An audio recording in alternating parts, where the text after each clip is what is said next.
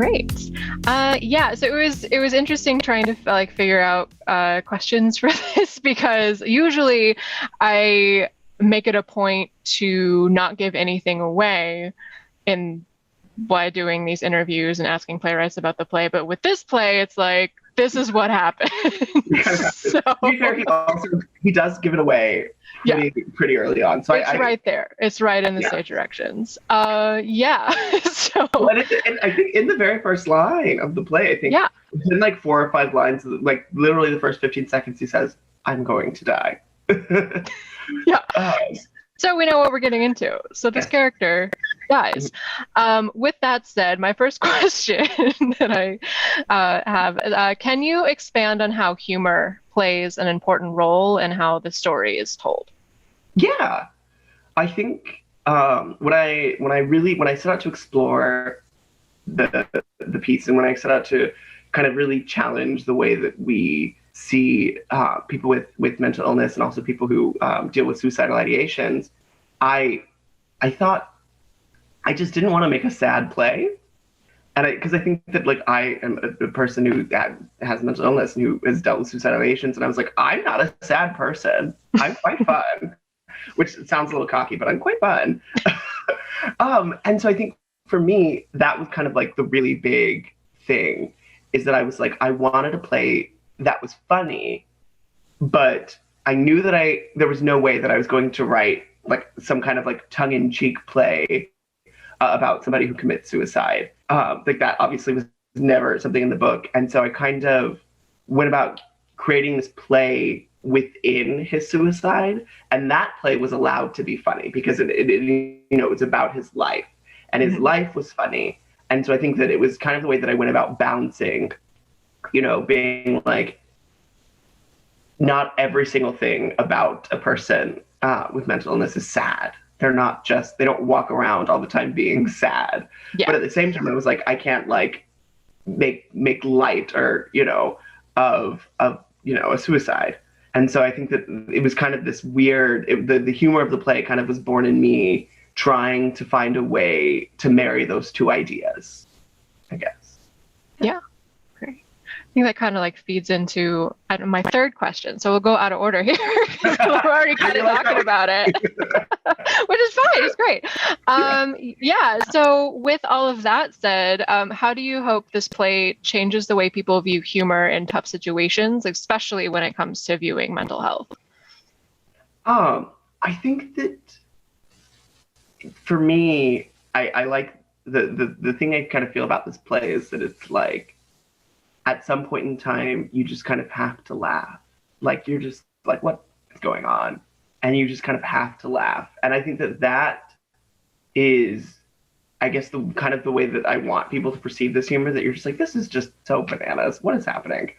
And I think that as far as in regards to mental illness, I think the goal of this play and the reason that I kind of wrote this play and my always like why this play I feel like is important is that I want so much to kind of be like, there's so many facets to people who have mental illness.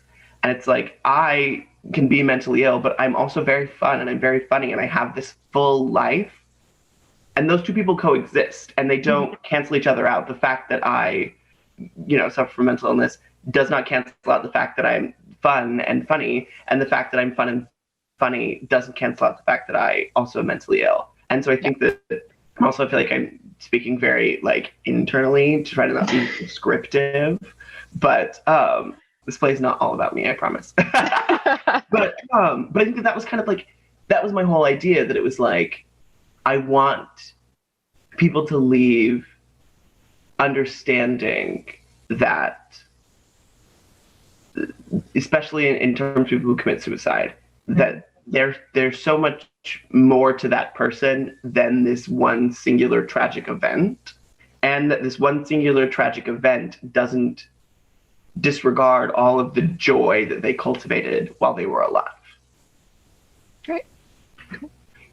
All right. Last question here. So there are instances of segmented time frames used in a few ways, like the shorter scenes, the setting of timers really struck out to me this last time I read it, I was like, oh, there's so many timers going on. And the exact time it takes to fall, which is what, the 3.8 seconds. Can you explain your reasoning behind structuring the play this way, or if that was even on purpose? Yeah, the play, what the structure of the play was born out of, I read an article that I think is also mentioned in the play, that talked about how they interviewed a couple of people who had jumped off of the Golden Gate Bridge and had not died. Mm-hmm. And all those people said that after they had jumped, they immediately regretted it. And I became really fascinated, not by the regret, because I understand that, but by the cognitive ability to be able to jump off of the bridge and then be able to think, I'm falling, I just jumped, I regret this, and before you hit the water. And so I became really obsessed with that time, that cognitive time in between the jump and the water. And so I was like, well, that's where I want my play to take place. And so I think the wonky time structure of the play kind of comes from that, in that it is, obviously, it's a memory play that kind of exists within that 2 seconds. And then that's kind of where like your fragmented scenes come from, and because it's the idea that it's really what he's remembering. It's him going through his memories as he's falling. And so some things, he remembers every little detail, and it's big and it's long and it's full. And sometimes you just get a couple seconds of something, as he is trying to kind of piece together everything before he hits the water. And the timer thing, the reason there's a lot of timers is because that's actually something that is very me. And it's an anxiety kink that I have. Not kink, oh my God. An anxiety. A coping mechanism. Same thing, right? A coping mechanism that comes with my anxiety. I really, really often get kind of, when I get stuck in a rut, something that I use to ground myself is the passage of time. Mm-hmm. And so I really, really find myself often, when I'm having a lot of anxiety, setting timers. And just so that I know, I can be like, oh, when I'm like really, really distressed, I can kind of like have this thing that like, oh, time is passing, I'm moving forward. Like, I don't feel stuck in this moment of panic.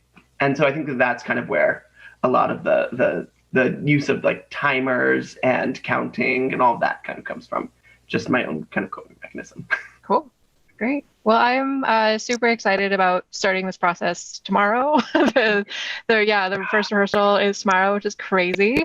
And I'm excited for folks to see it, because I told you, like, we fell in love with this piece and now we're doing it. So it's awesome. I'm so excited. I'm terrified, but I'm so excited to really kind of dive into it.